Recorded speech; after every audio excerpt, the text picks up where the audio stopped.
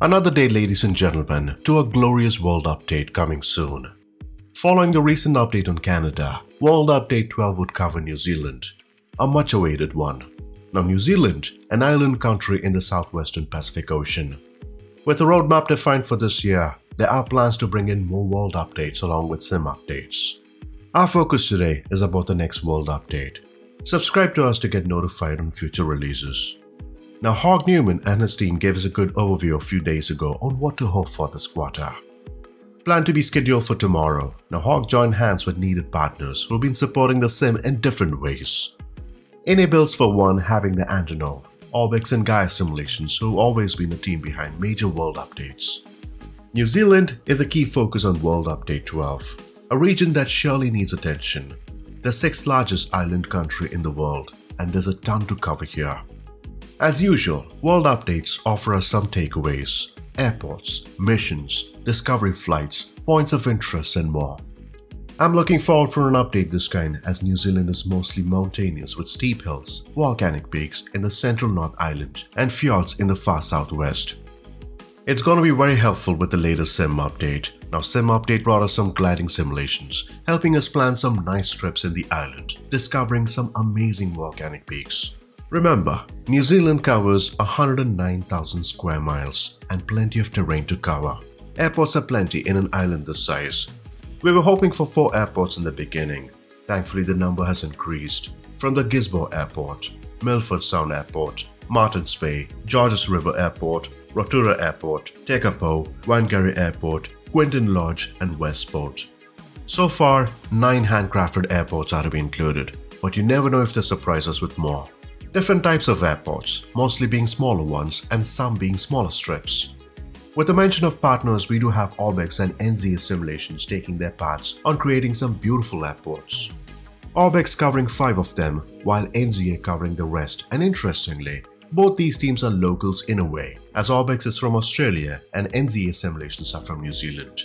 Now not just airports can make a difference, there are other things to consider in a world update, like DEM data or digital elevation model. Quite frankly, not all governments are cooperative in this regard.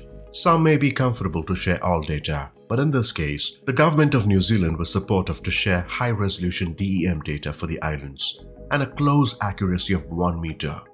Imagine the level of detail we can expect. It can surely make a difference in this size.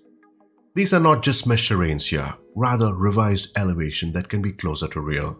Now Gaia Simulations have taken a good part in this effort, implementing the mesh, and we ought to see more detailed scenery. On the line of activities, 9 of them have been planned, covering discovery flights, landing challenges and bush trips. Imagine taking a flight to Lake Benmore or discover Auckland or Queenstown. Now landing challenges are at 4 different airports from an airstrip, Wellington Airport with strong winds, the Rhine Creek's Aerodrome approach and the famous Churchill Airport. Bush trips are another way to escape to wilderness, and New Zealand surely welcomes more. A historic flight plus bush trips covering the North and South Island. As per plan, there are 6 photogrammetry cities that are planned from Auckland, Christchurch, Hamilton, Nelson, Queenstown, Tauranga, Wellington and Hobbit Town as well. Can we imagine world updates without points of interest? Absolutely not. There are 30 of them and ones that matter. Now accompanying World Update 12 will be the 8th local legend aircraft. Now Jorg and his team at Asoba have gone for the de Havilland DHC-4 Caribou. This aircraft is also being a collaboration with Orbix. Now few details were shared about the aircraft. Although it's confirmed it's going to be available alongside the World Update, this has been designed by US Army as CV-2 and later as C-7 Caribou. This is a Canadian specialized cargo aircraft with a STOL capacity. What else are we waiting for? Not to forget the Antonov AN-225 as well.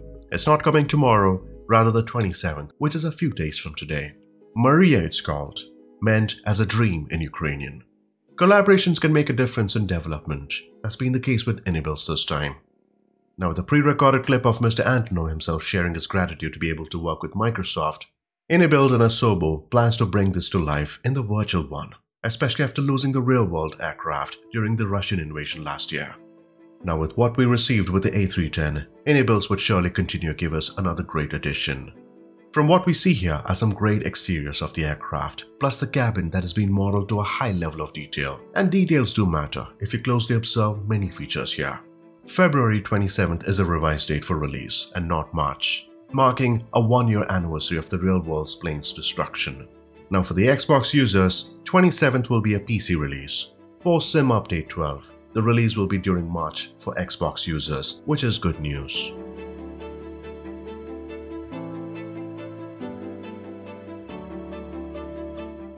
There's plenty more to look forward for.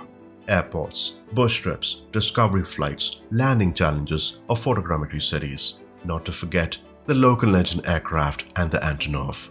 What's your favorite among the list? Do leave them in the comments below and subscribe to get notified on future releases. We sure have plenty more to cover. Until next time, do take care.